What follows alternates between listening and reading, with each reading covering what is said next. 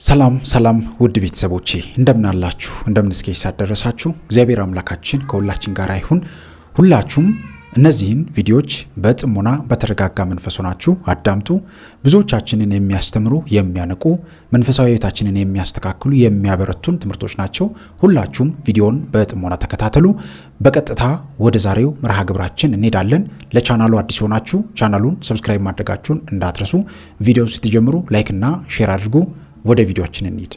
በጠበበው በር ለመግባት ምን በሉ? ዘና ብላችሁ ግቡ፣ ሱፍ ለብሳችሁ ግቡ አላለም። ተጋደሉ ነው ያለው። ልፉ።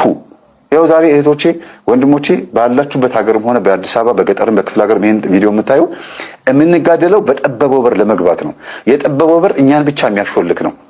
እኔ የምጠየቀው በእኔ ኃጢአት ብቻ ስለሆነ በእኔ ኃጢአት ማንም እንዳይጠየቅ በጠበበው በር እገባለሁ። ራሴን ለማዳን ሰው ራሱን ለማዳን ጥረት ያደርጋል። ራሱን እያዳነ መስሎ ከተሰማው ደግሞ ሰው ለማዳን ያግዛል ነው። ሰውን እያዳነ ራሱን አድኖ ከፊት ሆኖ በሁለት እግሩ ቆሞ ይሄዳል ማለት ነው። በጠበበው በር ለመግባት ምን በሉ? ተጋደሉ እላችኋለሁና ብዙዎች ሊገቡ ይፈልጋሉ አይችሉም። ማን? ሁሉም አለ አይደለም፣ ብዙዎች ነው ያለው። ማንም አይገባም አላለም። ጥቂቶች ናቸው የሚገቡት፣ ግን ብዙዎች ሊገቡ ይሞክራሉ ግን አይችሉም። ለምን ነው የማይችሉ ሲባል በራሳቸው ሐሳብ ስለሚሄዱ ምድራዊ በሆነ ሐሳብ ለሃይማኖታቸው ሕግ ስለሚያወጡ ይቻላል። ኧረ ምን ችግር አለው? ራስ አንብበህ ተረዳ መጽሐፍ ቅዱስን። በራሳቸው መንገድ ቸርች ይከፍታሉ፣ በራሳቸው መንገድ ይሄዳሉ። ብዙዎች ሊገቡ ይፈልጋሉ አይችሉም። እንደፈለጉ የሚሆኑበትን ቸርች ተመልከቱት። ብዙዎች ሲል ብዙዎች ሃይማኖቶችን ማለትም ጭምር ነው። ሰዎች ብቻ አይደለም፣ የትኛውም ሃይማኖት ማለት ነው። ከዛ አይችሉም ይልና ባለቤቱ ተነስቶ በሩን ከቆለፈ በኋላ ይላል። የጠበበውን በር ባለቤቱ ተነስቶ በሩን ከቆለፈ በኋላ ወይም ፍጻሜ ዘመን ሊሆን ይችላል፣ ወይ ደግሞ በህይወታችን ላይ መንፈሳዊ ህይወታችንን ካጠርን በኋላ ሊሆን ይችላል። በኋላ እናንተ በውጭ ቆማችሁ ጌታ ሆይ ክፈትልን እያላችሁ በሩን ልታንኳኩ ትጀምራላችሁ። የት ቆማችሁ? በደጅ ቆማችሁ፣ በውጭ ቆማችሁ፣ በደጅ ቆማችሁ ነው የሚለው። ከዛ ክፈትልን ለማለት ትጀምራላችሁ። እርሱም መልሶ ከወዴት እንደሆናችሁ አላውቃችሁም ይላችኋል። ከወዴት እንደሆናችሁ አላውቃችሁም። ከዚህ አድነን። በእውነት እንግዲህ ክፈትልን ያለው ብዙዎች ከውጭ ሆነው ክፈትልን ይላሉ። ለምንድን ነው ከውስጥ ያልሆኑት ሲባል የጠበበው በር ውስጥ አልገቡም፣ ወይም የጠበበው መንገድ ውስጥ አልገቡም። ሰፊው ቦታ ላይ ነው ያሉት። ባለቤቱም ተነስቶ በሩን ከቆለፈ በኋላ ነው የሚለው። ከተጠናቀቀ በኋላ ከሞትን በኋላ ነፍሳችን ከስጋ ከተለየች በኋላ ዓለም ከተጠናቀቀች በኋላ ፍጻሜው ዘመን ካለፈ በኋላ ማለትም ነው። ትርጉሙ ብዙ ነው። ከዛ እንዲህ ይላል፣ ከወዴት እንደሆናችሁ አላውቃችሁም ይላቸዋል። በዚያን ጊዜም በፊትህ በላን ጠጣንም፣ በአደባባዮችህም አስተማርን ልትሉ ትጀምራላችሁ። ጌታ ሆይ በስምህ አጋንንት አላወጣንምን? በስምህ አላስተማርንምን? በአደባባይስ እንደፈለግን ወዲያ ወዲህ አልበላንም አልጠጣንምን? በአንተ ስምስ ደስ አላለንምን? ትላላችሁ ወይም ልትሉ ትጀምራላችሁ። ገና እንደጀመራችሁ ግን አፋችሁን እንደከፈታችሁ እንዲህ እላችኋለሁ ይላል። እሱም ይላል እላችኋለሁ ከወዴት እንደሆናችሁ አላውቃችሁም፣ ሁላችሁም አመፀኞች ከኔ ራቁ እላችኋለሁ ወይም ይላቸዋል ይላል። አመፀኞች ማመፅ ማለት ነው በራስ ሕግ ማውጣት፣ ከመዋቅር ማውጣት፣ ከቤተክርስቲያን ሕግ ማውጣት ማለት ነው።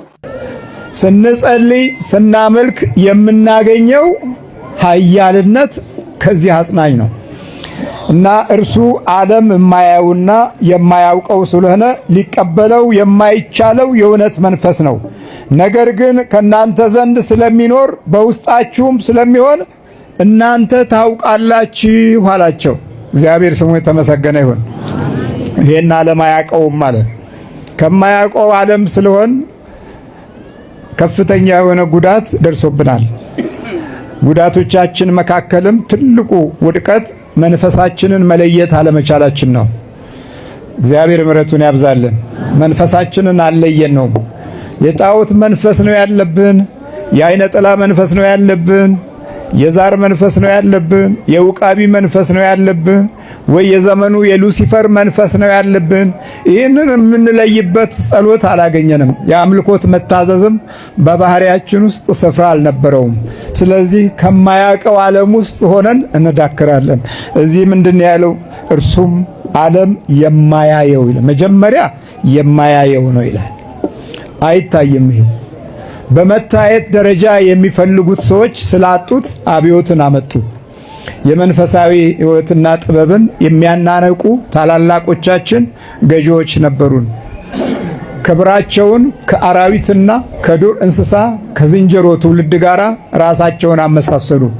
በዚህ ሂደት ውስጥ እኛ ተወልደን አሁን በዛ ዘመን የተወለደው ትውልድ ብዙ አይነት የሕይወት ኪሳራ ገጥሞታል። የመስማት፣ የማዳመጥ፣ የመለወጥ፣ የባህሪ መልካምነት፣ የቅንነት፣ የበጎነት፣ የመታዘዝ፣ የቸርነት መንፈሳዊ መርሆች ከሕይወቱ ጎሎ ተወልዷል። ለምን? ትልልቅ አባቶች የተባሉት እግዚአብሔር አምላክን ሰጪውን፣ መሐሪውን፣ ይቅርባዩን፣ በመንፈስ አጋዡን፣ በጽድቅ መሪውን የእውነት አምላክን ክዶ ነበራ። እንደ ሀገር እንደ ሕዝብ አንድ ጋ የካድን ሕዝቦች ነን። የዛ የክህደት አዝመራ የካደ ሕዝብ አሁን ተክዷል። የተሳደበ ሕዝብ አሁን ተሰድቧል። ያዋረደ መሪ ተዋርዷል። መለኮታዊ ኃይልን ያናናቀ አስተማሪ አሁን በቅዠት ውስጥ ይገኛል። እግዚአብሔር የለም ብለው የተሳለቁና በዘመኑና በከፍታቸው ወንበር ላይ በከፍተኛ ሁኔታ አመፃን ያሳዩ ሁሉ አሁን ይቃዣሉ። እግዚአብሔር ምሕረቱን ያብዛልን። ስንክድ ተካካድን፣ ስንለይ እግዚአብሔርን ከሕይወታችን ስንለይ ተለያየን። ክፉ ስናስብ እድላችንም ትውልዳችንም ክፉ ሆነ። የባህሪ መዛባት በከፍተኛ ሁኔታ የትውልዳችን አንዱ እንጀራ ሆነ። በተዛባ ሕይወት ውስጥ የምናገኘውን እንጀራ ሐሰት ደባልቀን ስለምንራመድ የሚወለደውም ሐሰተኛ ሆነ። ስለዚህ እርሱም ዓለም የማያየው ነው፣ አይታይም። በስጋ ምርምር አይታይም። በመዳናችን ውስጥ ያለው ምስጢር በማይታይ መለኮታዊ ድጋፍ ካልተደገፍን በስተቀረ አቅማችንን የሚበላ ሰውነታችንን የሚያጠቃ ነፍሳችንን የሚያበላሽ ክፉ ኃይል መንፈስ ሆኖ ገብቷል። የማይታይ መንፈስ ቅዱስም አይታይም፣ የማይታይ ነው። ግን በእናንተ ውስጥ ምን አለ? በእናንተ ውስጥ አለ ይላል። በእናንተ ውስጥ ለዘላለም ነው ደግሞ የሚኖረው እኮ ለአንድ ጊዜ አይደለም። ለዘላለም መኖሩ ደግሞ ብዙ ትልልቅ ሰዎች ትልቅነታቸው ተሰብሮ እናያለን። ኩራታቸውና ትዕቢታቸው ደቆ እናያለን። የእውቀት ምዕራፋቸው ከአንዱ ዘመን ወደ አንዱ ዘመን መሸጋገር አቅቶት ደክሞና ጨንግፎ እናያለን።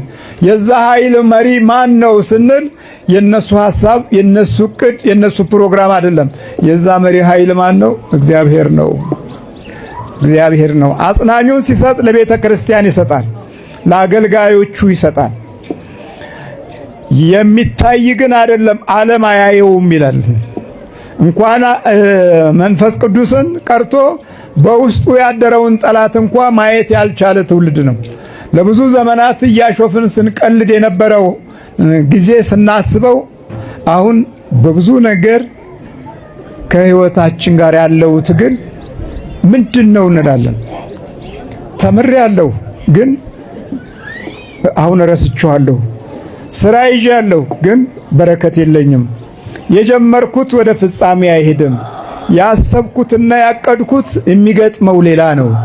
ሁል ጊዜ ሕይወቴ በድንገቴ ውስጥ ነው የሚያልፈው ብለን የምንጨነቀው አንድ ያላወቅነው ኃይል እንዲመራን ስላልፈለግን ነው። እሱም ማን ነው? ጰራቅሊጦስ አጽናኙ። ይሰጣችኋል እኮ ተቀብለን ነበረ። ግን እንዴት ኃይላችን እንደሚሆን፣ እንዴት እንደምንበረታበት፣ እንዴት ልናድግ እንደሚገባ አለማወቃችን ብቻም ሳይሆን የመናፍስት ምሪት መንገዶቻችንን አጨናብረውታል፣ አበላሽተውታል። የህሊና መሪያችንን ጠላት አድርገናል።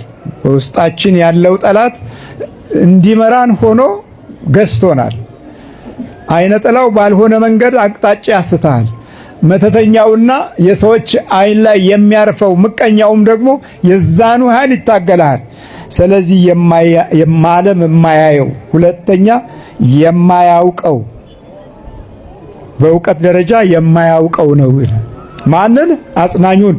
ይህ አጽናኝ ሲጠፋ ሰዎች አመለኞችና ሱሰኞች ይሆናሉ። ግማሹ የነገር ሱስ፣ ግማሹ የጠብ ሱስ፣ ግማሹ የመቀኝነትና የክፋት ሱስ፣ ግማሹ ደግሞ የተንኮልና የግፍ ሱስ፣ የሴራ እነዚህ የመሳሰሉት ሁሉ የሚመጡት የዚህ አጽናኙ ኃይል በሰዎች ልቦና ውስጥ ለመኖር እድሉን ሲያጣ ነው።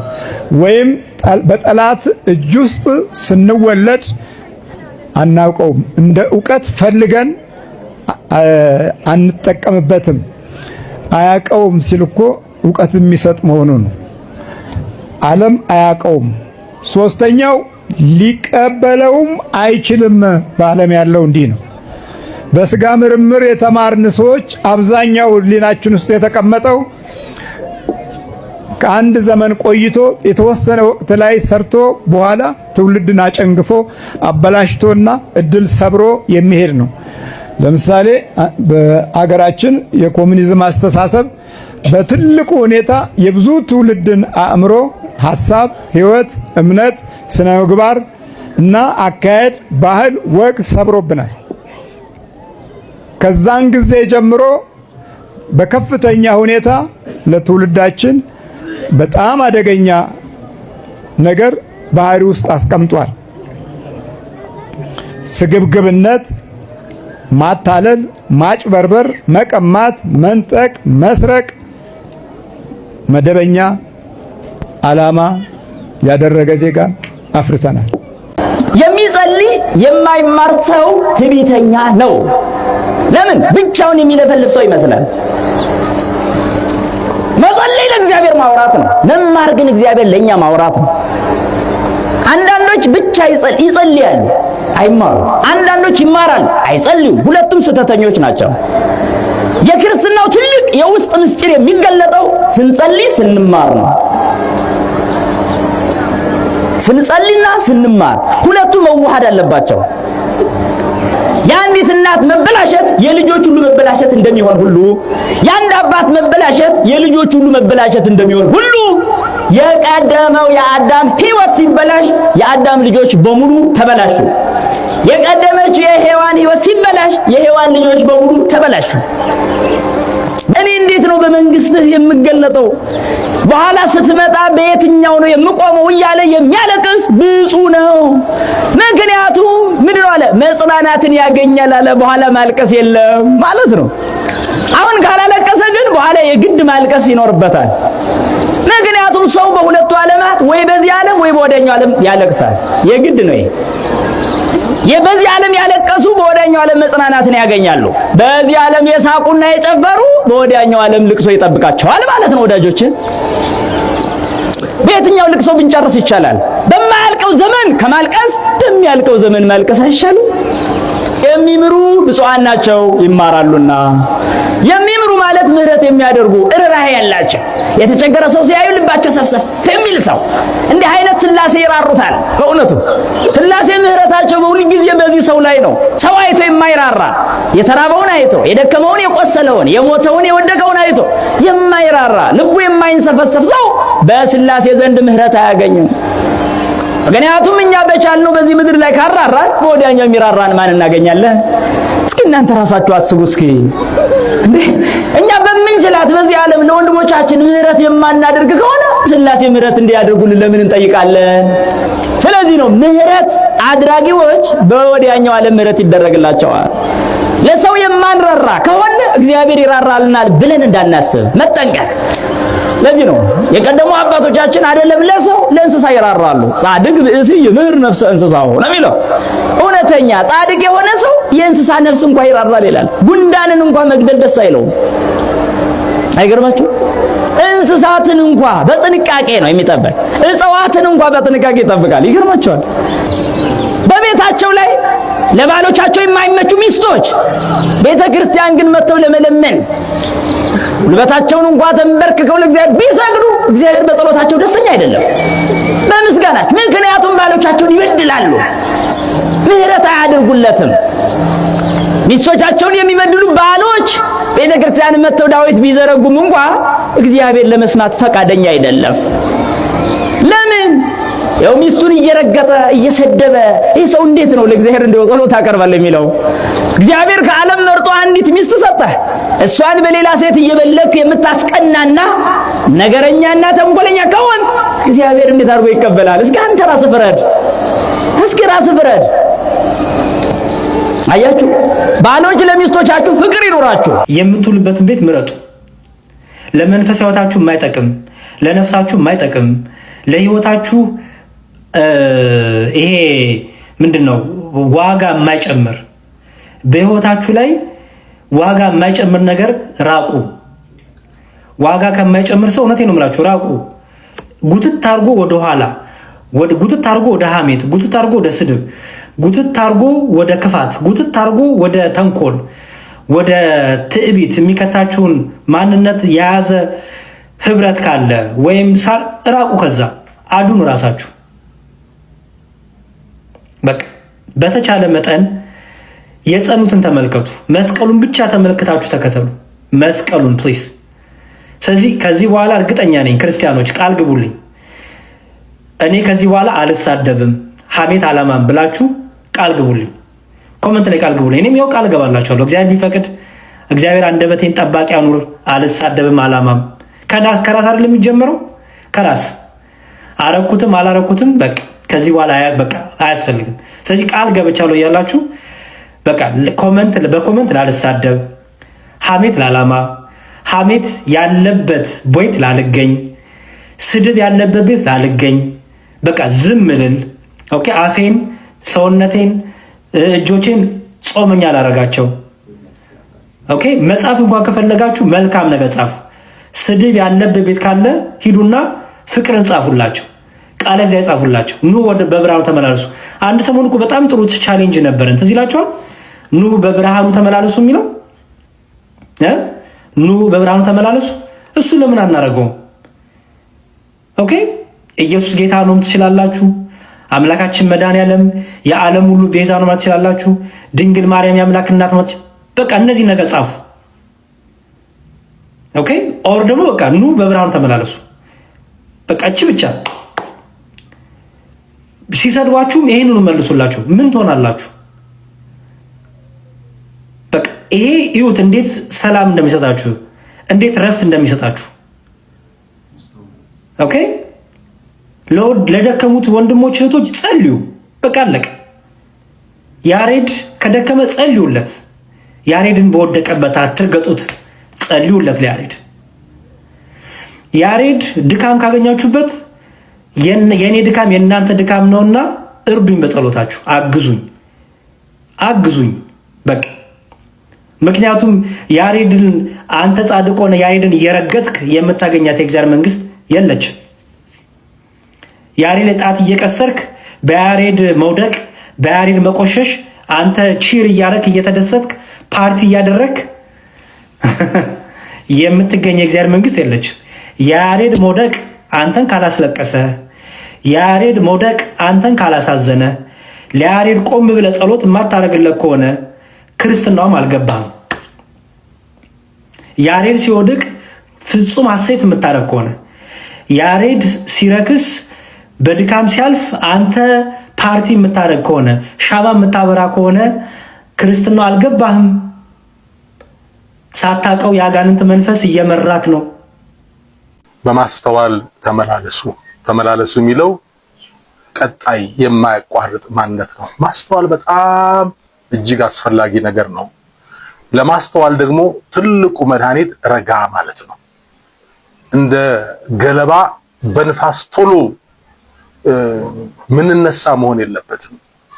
በተለይ ይሄ መረጃ ዝም ብሎ በሚፈስበት በዚህ ዓለም እንዳንወሰድ ረጋ ባለን ማስተዋል እንዳለብን ላሳስብ ወዳል። የእግዚአብሔር ቃል ነው የሚለው እዚህ አንደኛ ሳሙኤል 18:14 ላይ ዳዊትም በአካሄዱ ሁሉ አስተውሎ ያደርግ ነበር፣ እግዚአብሔርም ከእርሱ ጋር ነበር ይላል። አያችሁ፣ አንዱ እኛ ኃጢአት ስላልሰራን ክፉ ስላላደረግን ወይም ሌላ ነገር ስለሆነ እግዚአብሔር ከኛ ጋር የሚሆን ይመስላል። ማስተዋል ከሌላችሁ ዝም ብላችሁ የምትነዱ ከሆነ እግዚአብሔር ከእናንተ ጋር አይሆንም። እግዚአብሔር ረጋ ብሎ አስተውሎ ምን ትወዳለህ የሚለውን ሰው ይፈልጋል። ዳዊት እዚህ ክፍል ላይ ስንመለከት ጎልያድን ከገደለ በኋላ ንጉስ አከበረው፣ ንጉስ አስጠጋው።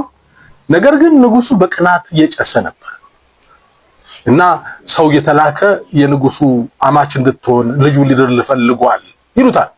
ሞቅ ያደርጋል አይደል የንጉስ አማች መሆን። እሱ ግን ማንኝና ነው የንጉስ አማችም ሆኖ አለ። ሳኦል ያለው ነው ይሄን ያክል የፍልስጤማውያን ሸለፈት ያምጣልኝ ወይ ደግሞ ይሄን ያክል ፍልስጤማዊ ገሎ ያምጣ ማጫ ወይም ደግሞ ጥሎሹ እሱ ነው አለ። ወርቅና ብር ገንዘብ አላለው፣ ከብት አላለው። አያችሁ በልቡ የንጉስ አማች ነኝ ለመሆን ነው ብሎ በቃ ሄዶ ሮጦ ከፍልስጤማውያን ጋር እንዲዋጋና እዛ እንዲሞት ፈልጓል። ዳዊት ግን በስሜትም በሞቅታም በጥላቻም ቶሎ አይወሰድም።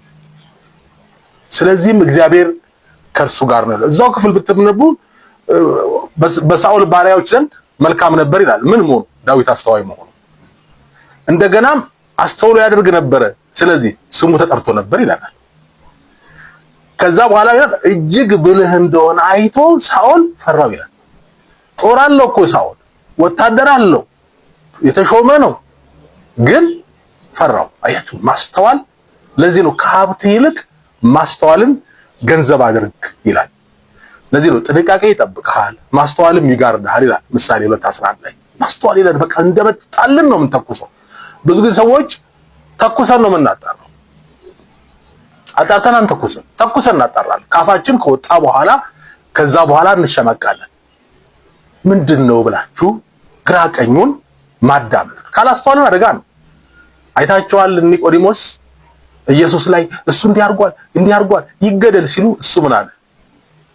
ሰውየውን ጠይቀው እንጂ አያችሁ ከዛ ከፈሪሳውያን ሸንጎ የክርስቶስን ወንጌል በማወቅ በብርሃን ስለመጣ ማስተዋል አግኝቷል። ልቡ ተገዝቷል። እንደዛ በጭፍን ጥላቻ አይሄድም።